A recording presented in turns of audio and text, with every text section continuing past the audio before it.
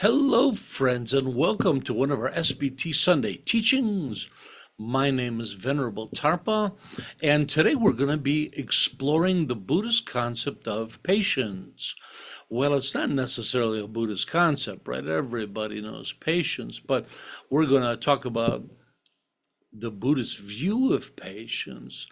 This is a subject that is near and dear to my heart, and especially, I don't know, the last year or two, um, it's really meant a lot to me in my own practice. I guess I'm saying that it's begun to unfold to me in a way that I didn't understand it before. And I really want to try to convey that to everyone and see if I can broaden your understanding of such a thing. So why don't we begin with the definition of patience? So I saw a lovely short definition of patience, and this is more of the Western sense of patience that we all know. And they defined it as good-natured tolerance. And I thought to myself, that's a really good definition for it, isn't it? You think about a situation that you need to be patient in, right? Maybe it's somebody talking too much at a party or waiting in line, but it really is this idea of tolerance, but it has this good nature to it, right? It's not just putting up with it. You have to kind of paste a smile on and act like it's not bothering you, yeah? So I thought that was a really good definition, good-natured tolerance. And then off the top of my head, I thought, well, probably a second definition would be to not get angry. What do you think of that for patience, right? Isn't that what we're talking about? We're talking about, we feel our blood starting to boil a little bit, whatever it is. You realize that it's been an hour and a half and you're still in line. You feel your blood boiling, and what are you doing? You're trying to control the level of your anger, right? To not get angry. But I think Buddhism is brilliant in their understanding of patience. And so it's all of what I just said and so much more. So when they talk about patience in the sutras, it's much more related to the idea of non-action or non-reactivity. Not just this tolerance of something, but just non-reaction. In fact, in some sutras, it talks about the antidote to somebody making you angry is to become a block of wood. And that's the expression they use, become a block of wood, which means become inert, right? Just become a rock and have no personality, just completely non-active, non-reactive. And so, but there's a brilliance to this idea of non-reactivity. And as you can see, it goes so much further than just tolerating or putting up with the situation. Here they're talking about, it's this amazing aspect of objectivity, of watching it without reacting to it, right? That having to be tolerant, right? Putting up with that anger that's arising, that's a reaction. And here in Buddhism, they're saying the patience begins far before that, to just non-reactivity, where they're just whatever's happening. There's no need to apply something. We're not getting angry in the first place. So as I practice my own path, this idea of patience really starts to open up to me. And of course, we love to bracket terms here in SBT. Bracketing means philosophically bracketing. It means taking a term that we've heard a million times with the meaning is almost lost, and taking a fresh look at it. One of the greatest terms to bracket is happiness, right? It means so many things to so many people. People come to our teachings and they'll say that when somebody asks me if I'm happy, I don't even know what that means. I don't know how to answer. So the idea is we bracket that term. We try to look at it fresh. Love is another great example. And oftentimes when you bracket these terms, they really open up to you, and you learn a lot more about them. So we're going to do that today with this idea of patience. You've heard it a million times. We know it's listed as one of the virtues of humanity, but I want you to kind of look at it a little deeper. So when we talk about patience in the Buddhist context, it's really related to objectivity, of learning how to watch life instead of constantly reacting to it, right? It's that objectivity. It's hard to talk about patience without using the word patience, right? Patience is being patient at the outcome of events, right? Watching events play out. Oftentimes we're kind of obsessed with controlling the outcome of events. Whatever's going on in our lives, we tend to be quite involved, and even before we know where something's going, we're already involved trying to steer it in a certain direction. Now, that's not necessarily a bad thing. In fact, those are the two options we're dealing with on a regular basis. Should we be patient and watch what happens, or is this something that's so important we need to act and act now? And of course, knowing when to act, right?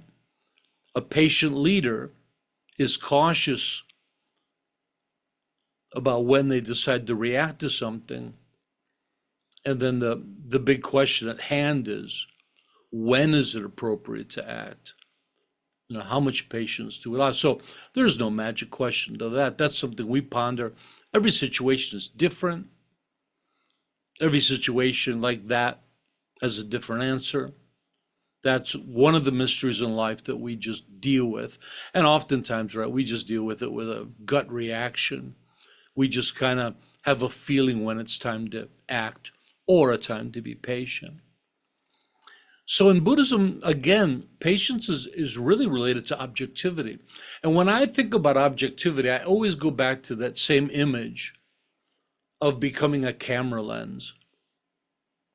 To me, that's the perfect image of a true objectivity. The camera takes in the world exactly the way it is. It's not discriminating. There's no bias. There's no judgment. It takes in the world and captures that picture, right? So for human beings, we have this option as well. Generally, we don't like to do that. Generally, again, we're obsessed with the outcome of events. We're obsessed with controlling our experiences, and we tend to lack that objectivity. And again, it's a spectrum. How objective and patient should we be? How assertive and proactive should we be in any given situation? And every situation is different. But when we talk about objectivity, I like that picture, that camera lens. The other one is a microphone. A microphone just picks up the world. There's no discernment or anything there. Okay, so when we talk about that, what we want to make it clear is that we're just allowing ourselves and giving ourselves the freedom of choice. We're making it clear both tools are readily available to us, right? We're not telling you where you should be objective and patient or where you should be proactive. That's up to you. But I think in most cases, a lot of us aren't aware of this patient objectivity or don't exercise it as much as they should, right? So I wanted to make that really clear to everybody. We have those two tools, And what we want to do is we want to help you to use them skillfully. All right? Okay. So the idea of patience runs through the Buddhist teachings. For some of you who have taken Bodhisattva vows, it's the third of the six paramitas, or the six perfections, right? We have generosity, goodness, patience, effort, concentration, wisdom. So it's third on the list of the paramitas. Very, very important in Buddhism. And of course, patience is mentioned throughout the sutras as well. But my thought is, I don't think it's mentioned enough.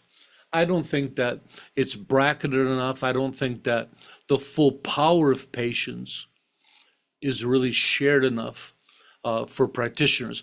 I think that it is a golden, magical key to some deep practice and great results from our practice.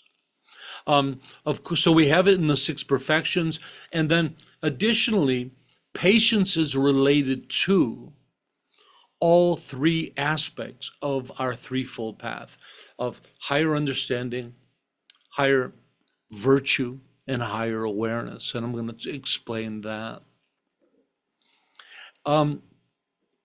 In my own practice, what I find is as I cultivate these qualities of awakening, presence, stillness, what I find, or let's say one day I discovered, what I was really gaining was this profound patience towards life itself. Not little events, little situations, but all of life itself. That I started to become and embrace that objectivity I talked about. That naturally, through my practice, I just started to be much more of a watcher of life. And the advantage of being a watcher of life is that it allows room for wisdom and understanding. When we're always trying to control the outcome of events, and we try to control everybody else's lives as well, don't we? We have a friend, someone in our family, our kids, our spouses. They share an idea of what they want to do, and we're like, "Oh no, you don't want to do that." We're so, it reminds me when I was in the monastery. The first great lesson I learned in the monastery was how to mind my own business.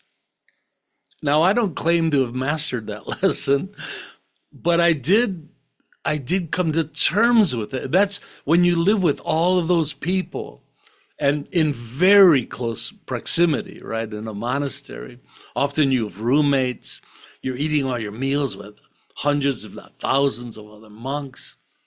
You really learn quickly how you have to mind your own business. And that ties into this idea of us always having to control the outcome of events and everybody else's lives as well. We're just obsessed with it. And I never realized that quality in me until I joined the monastery. And then I realized what a big problem it was for me. Even people I didn't know. Somehow I believed that I must share an opinion about whatever's being said or whatever's being done. And then through practice, you learn how to calm down and soften, become more objective. And you naturally just begin to let go of that and just watch what's happening in front of you. It's like, life is a river and just watching it all pass by. Now, some things are important and you need to be involved, no doubt about it. But not every single thing that's going by the river, right? And so you learn how to watch and be patient, right? And, pick your battles. You get all this language comes at us all day long. One of the wisest things you can learn is what's to be accepted and what's to be rejected. How much of that language is just irrelevant and it's not even worth your time to think about it. Let it go in one ear, out the other. and then know at those times where you want to engage, right? This quality is patience, and again, a patience towards life. It's this. We also call it objective distance in our skillful living program, right? Objectivity, but objective distance. And we talk about how we approach life as if our faces were just smashed up against the window glass of reality. You know, everything is so immediate, so important. And life is just so close. Our noses are smushed up against it, and life is just right there in our faces. But that doesn't allow any space for wisdom or skills to be applied, right? So in Buddhism, we learn how to put this natural distance, this objective distance between ourselves and reality itself. Now that sounds complex, but all it is taking a deep breath and just, mentally just stepping back a pinch, this much. We're not trying to change the way you look at the world. We're just saying, when life gets intense, take a breath, just step back a teeny little bit, and that allows some skill and some wisdom to be applied, right? They need a little space to be applied. So this objective distance is in a sense is this patience as well, right? And objective distance, we all know how well it works. We know that doctors need it. They can't be too involved in their patients' lives. They can't make valid decisions. They lose all their objectivity. And parenting is the other example. You can't be 100% involved in your kid's life all the time. There needs to be some space for kids to explore life on their own, to make their own decisions and to fail from decisions, right? You can't be a helicopter pilot, a helicopter parent. Is that the term they use for it? Yeah. So we know about this objectivity, but Buddhism takes it to a whole new degree. Buddhism says that's how life is. It's not just working with your kids or at work. That life is like that. So to have a really healthy relationship with reality, you need just that little bit of space, right? And it's up to you where that space is. Some situations you want more objective distance than others. If it's a violent situation or something really volatile, you're going to want a lot of distance. If you're playing with your kids, you're wrestling on the floor with your kids, you don't need any distance at all. So it's up to each one of us to gauge it. We talk about having like an intensity dial. And so you can apply objective distance as you need. You have certain friends that you know not to get too close to, right? We all have them. And we even have language for it. What do we call them? We call them distant friends. And we use the other expression, close friends, right? So this idea of distance is embedded in our psyches, in our language. Close friends, distant friends, right? And it's up to us to apply it in the right portion. It's different for every person in every situation. And so in my own practice, what I found was some of these higher qualities. One of them was this profound patience towards life. And not just taking a deep breath when some challenge arises, because that's after the fact. You're taking the breath because you feel the reaction already, and you're trying to work with the reaction. We're talking about preventing it. We're talking about a pre-action. So the idea is having this patience, and somebody walks up and says, "Hey, fat monk, you're such a fat monk." When you're in this state of mind, this open spaciousness, you see the words there, right? But there's no reaction. You have this objectivity. And then at some point, you can decide for yourself how you feel about it and how you like to react to it. And probably a lot of you are saying, isn't that the 4 steps of acceptance? SBT's amazing practice. It is. It's all based on the same thing. Any questions so far? I want to get into how to practice it, but I thought I'd give you guys a chance. We just think of that. Yeah, Mr. Tarcham, please. I wonder if there is. Sorry, I haven't completely formulated what I'm about to say, so forgive me. But this Join the idea of club.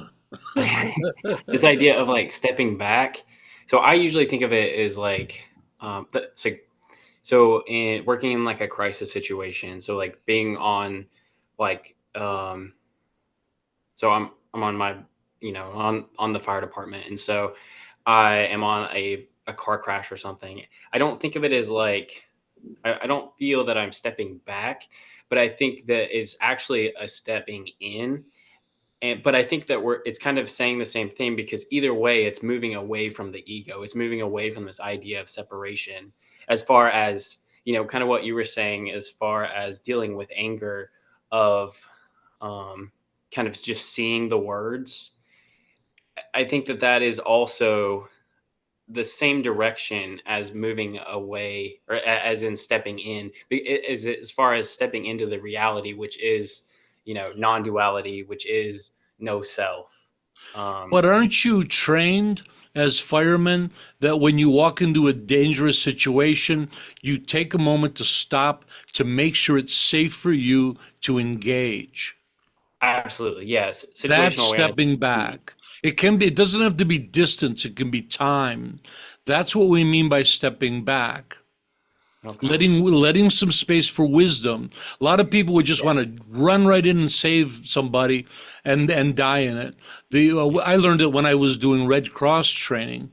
The very first thing you do is you stop and you assess the situation. I'm sure you firemen are trained the same way.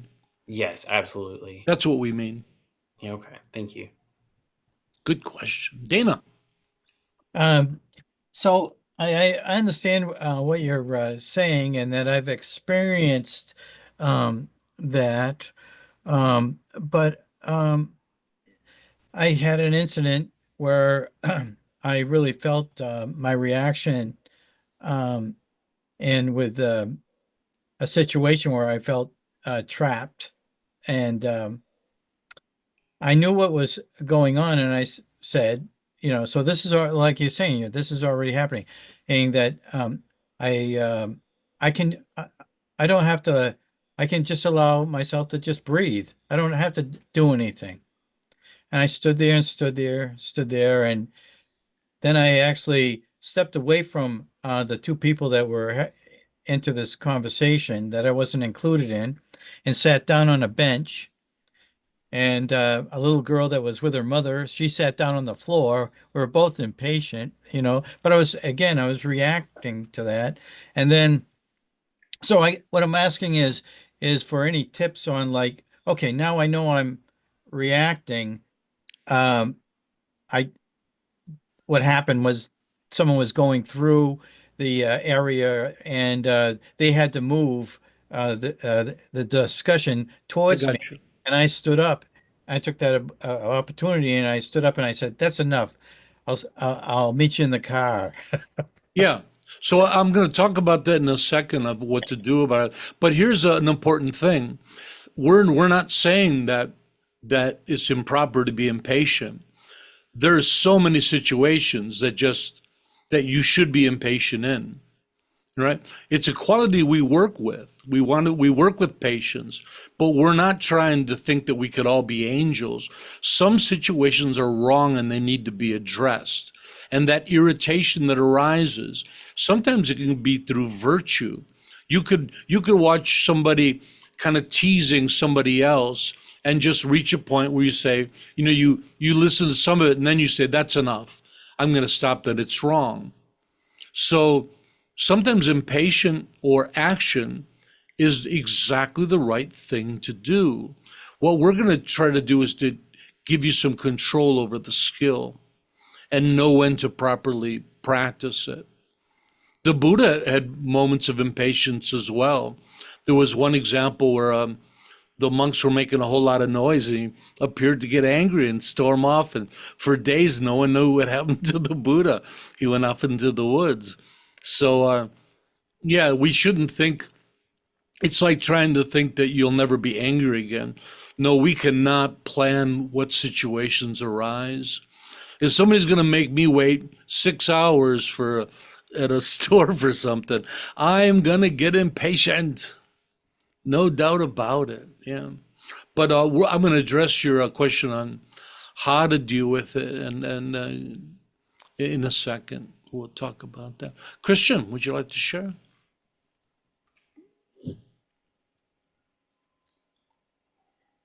So Tarpa, I was just wondering what your views were on how the digital world has amplified and accelerated the issue of patience with fast shopping, fast food. I mean, I've even heard of online retailers, I won't say any names, that will deliver within 2 hours now because the next day is not quick enough, you know? Oh, hold on, I got to Uh, knock on my door. I got to go get yeah. it. Yeah.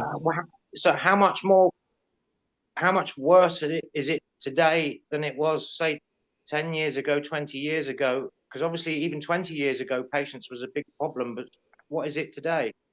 Yeah, but are we impatient about all the same things, right? So we might be less patient as far as our attention span goes, because we're used to scrolling. But maybe we're more patient or tolerant with people that are different than us than in the past. Uh, it's complex. We shouldn't see it in such a simple way of patient or impatient. A lot of it has to do with subjects. A lot of it has to do with situations. There's things that we're all much more patient and tolerant about nowadays that people were not in the old days. And then the opposite. Phones are a big thing, an attention span. So that's just a deep, very deep, complex question. Yeah. David? The thing I get impatient with most often is myself. Does that fit into what you're talking It about? sure does. And we all do. And distance works there too, you know? And we're going to, I could probably just start right now. So, in Buddhism, everything that we deal with, we always approach it the same way. The greatest thing about Buddhism is that we dig into the root of everything. And what happens is when you dig into the root of all our afflictions and limitations, the great thing is that most of them all come from the same root. So instead of finding all these little advice that everybody tells you, how to be patient, how to be Buddhism, we have a path and a practice that works with all the afflictions at the same time. It's wonderful. And the first thing we do when we're dealing with anything, it's always understanding and acceptance. Doing everything we can to understand what it is, everything about it, how it arises, how it dissipates. That's the big secret to it all. And then accepting. And remember, when we say accepting, we don't mean, what's the word I'm looking for? We don't mean just blindly putting up with it. There's a nice word for that phrase. We're talking about accepting the reality of the situation. We're not talking about, inaction. We're talking, you can act upon it. You can better the situation. So that's the first thing we start with, understanding and acceptance, right? And it's true with ourselves as well. When you understand yourself, when you understand how afflictions and limitations work, like we were sharing in today's meditation, loving kindness, that for those of you who weren't there in our loving kindness, we talk about that all human beings suffer from afflictions and limitations. And we all have a different bag of them, but we all have the same ones. We all suffer from the same afflictions and limitations. So Buddhism has this great thing about, you don't get mad at the person because people are victims of their afflictions and limitations. If you're going to get mad at the affliction, right? And so the idea is we all have afflictions and limitations. The idea is none of us choose which ones we have. However messed up any one of you are, and me, none of us chose those, did we? We're just stuck with them. And so, talk about losing your train of thought. When you understand your afflictions and limitations, and you realize that you didn't choose them, you realize that this is what you have to work with, and you're working every day to do something about it. You realize that, in a sense, though the responsibility has to be there. We have to be responsible for our actions, but at the same time, we can understand that we're victims of these afflictions and limitations. Through that, you get a lot of compassion for yourself. And through that, a lot of that impatience falls away. I'm really patient with myself. I really think that Tarpa's doing working really hard to be a good person, do good stuff in life. So I'm a big supporter of the guy. And that helps in a situation like that. And then you share that same idea towards others. That some guy is a big jerk and you don't like him, but man, you look at the level of samsara that he's dealing with. He used to be that 24/7. I only have to see him once in a while. He's got to go home with that person, right? But when you realize that, and you realize that we all have these afflictions, convoluted mental states, you get a lot more patience for others. You get a lot more understanding for others. You get a lot more love and care for others. But understanding is the key to it all. And patience and understanding are pretty related, aren't they? Most of the time you're impatient because you don't know why it's happening. You're waiting 2 hours for your pizza to be delivered. And what you're really angry about is why? Why isn't it here yet, right? So maybe if you understood, there was a tree fell down at the street and they can't get the pizza, you'd feel a little bit better anyways, right? Hey, why don't we talk about how to actually work with it, right? We always get to the part of the teachings that I like the most, which is, why is this important to me, right? We should have a banner and some music that goes off at this part of the teachings. Why should I care about this? And in Buddhism, so many of the topics, I think we're all left with that question. Okay, emptiness, dependent origination. Why should I care? What does it matter? Anyways, patience is something that, I don't know how to start this. Let's talk about how it relates to the Threefold Path. The Threefold Path is the Buddhist path. It's a shortened version of the Eightfold Path. And it's higher understanding, higher virtue, higher awareness. And this is the path to awakening, which is synonymous with, this is the path to happiness, which is synonymous with, this is the path to no more suffering, no more problems. So all the stuff we want, whatever you want to call it, satisfaction, happiness, it's all on that side over there, right? It's all, that's the point on the horizon we're all moving to, that path. That's what the Buddhist path is aimed at. And patience is directly related to each one of them. The first one, higher understanding, as I just mentioned, understanding and patience are directly related, right? Understanding is, let alone having, it can be from book knowledge and going to teachings, but it's also, and maybe more importantly, real life experience, right? Direct experience of life. Any kind of way you understand the world around you, if it's a book, if it's an experience, if it's an event, whatever it is, that's part of this higher understanding. And we have regular understanding, and everybody has a regular understanding of life. But in Buddhism, we're saying, no, we want a really exceptional high level of understanding, an awakened level of understanding.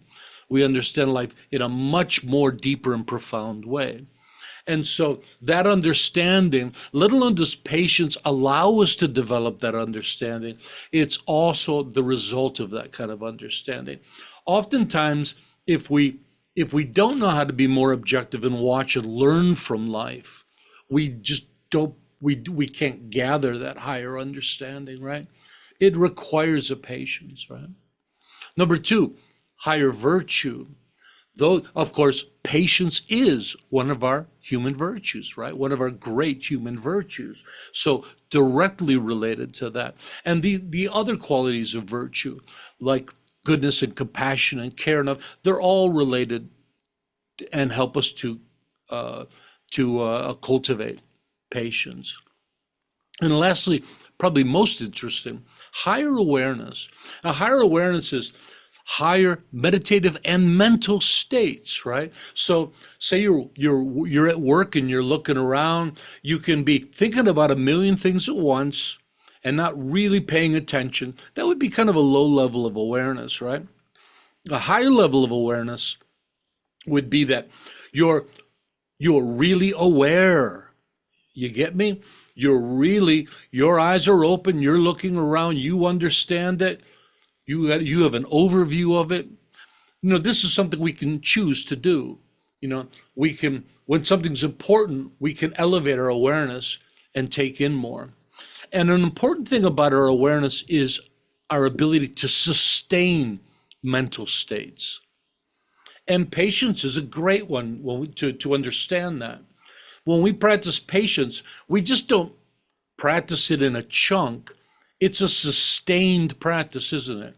You're waiting for that pizza. You have to practice it, and you have to sustain that practice until the pizza comes, or you decide to cancel the order. This is an aspect of higher awareness. Our ability to sustain higher awareness, our ability to sustain virtue, kindness, right? Our ability to sustain compassion, right? All of these beautiful qualities. How about our ability to sustain attention, right? Whether you're in a classroom or you're at work working on a very difficult problem, our ability to sustain our attention. This is a huge component to life that I think most people don't really address. And it's a huge thing in Buddhism that we work on. How do we work on that one? Oh, meditation and mindfulness, right? They are the practices for that. Meditation and mindfulness are teaching us to cultivate, apprehend, and sustain mental higher awareness, especially mindfulness, right? We're watching our breath and we're trying to hold that higher awareness throughout our day, whatever we're doing, right? And it's hard, isn't it? It's really hard. But with practice, you get better and better at it.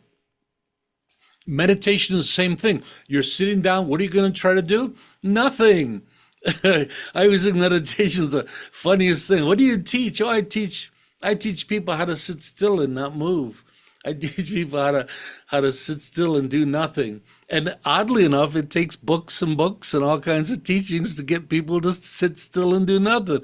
I'm in a crazy field. What is this all about? But one of the things they don't talk enough about is in meditation and mindfulness is the aim of developing patience, right? You don't hear it that much. Isn't it surprising? It's the greatest practice for developing patience, meditation and mindfulness, no doubt. That you can sit there and you know why? Because you're sitting there, you're following the breath, but you know what? You'd rather be eating a tuna sandwich. You'd rather be watching Netflix. And you're like, no, this is important. I'm going to sit. You are literally practicing patience every single time you sit down. If you're lucky, you kind of go into a cool meditative thing and you get some joy being there and it feels like effortless. But as we all know, you don't get those that often, right? So this patience really comes from this higher awareness. I'm really fascinated by that last category of the threefold path, that higher awareness. They call it higher concentration or higher meditation, which are terrible terms. I think SBT nails it with higher awareness. That's really what it is.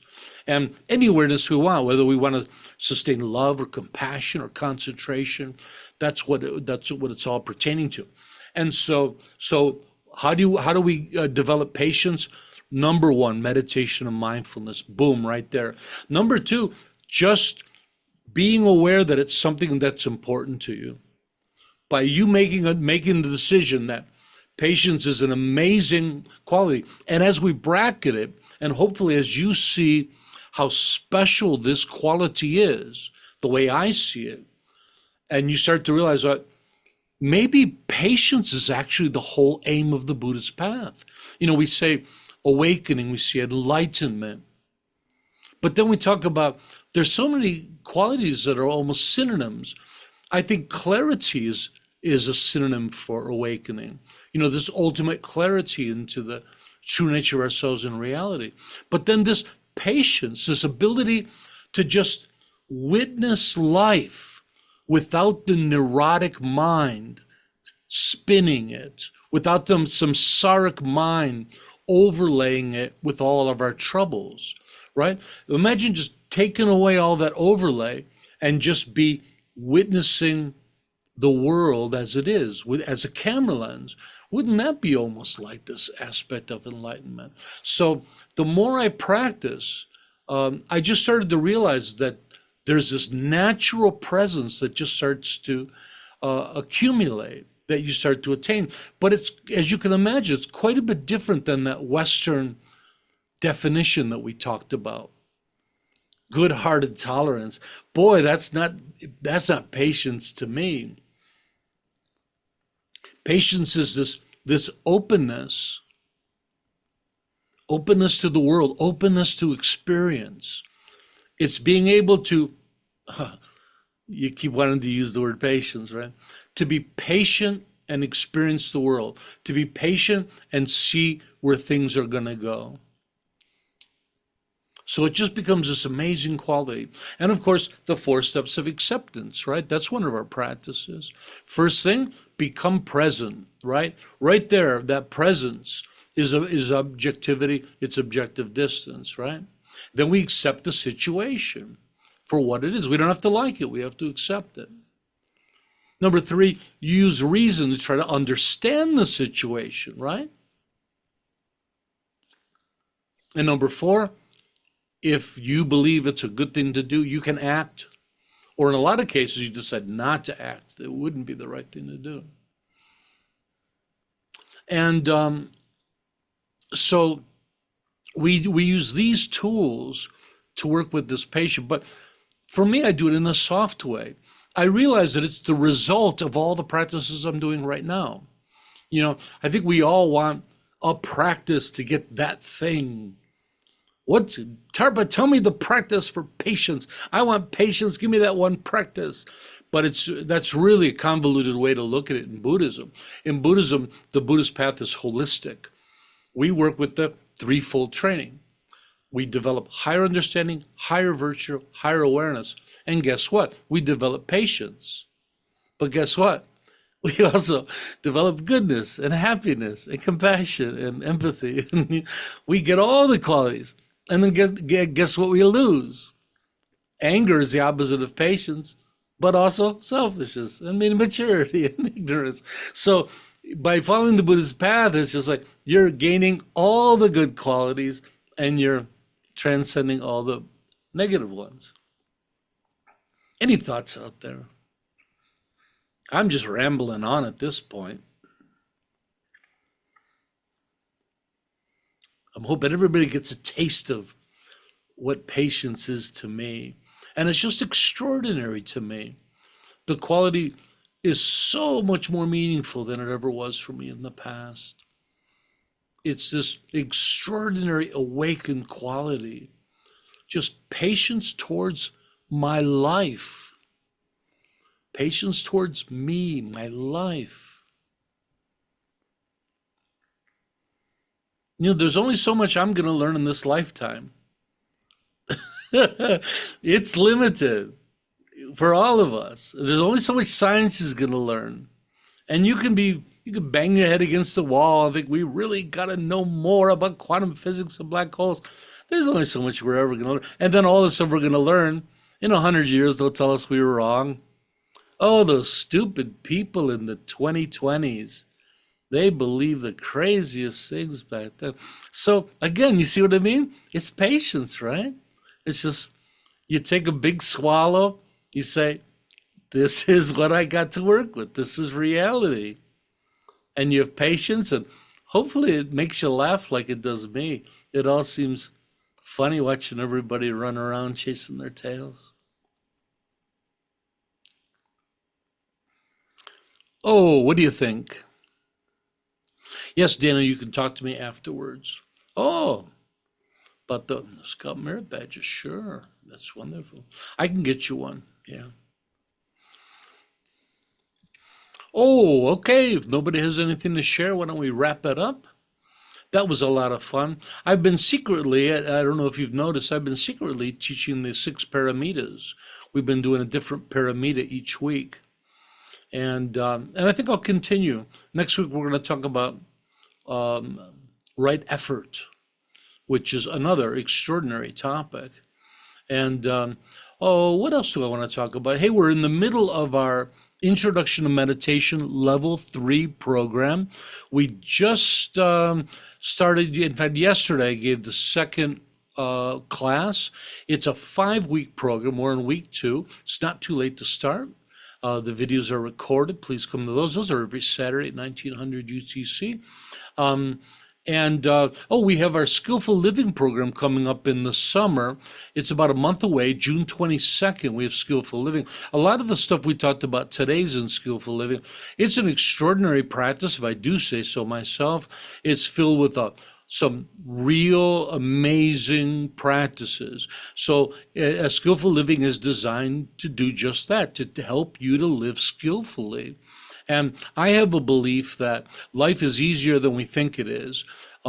Life and everything in life really comes down to a basic formula. You gain some good knowledge, some good skills, you develop those knowledge and skills, and you reap the reward, the benefit, the result for those. It's that simple. Whether you're learning how to play piano, sports, or anything else, that's how development works. And that's how life works. So we attempt to do that, to give you some really good knowledge and skills about how life works, help you to develop those by teaching you some really cool practices, and then sit back and wait for your letters of appreciation to pour in, that your life is different.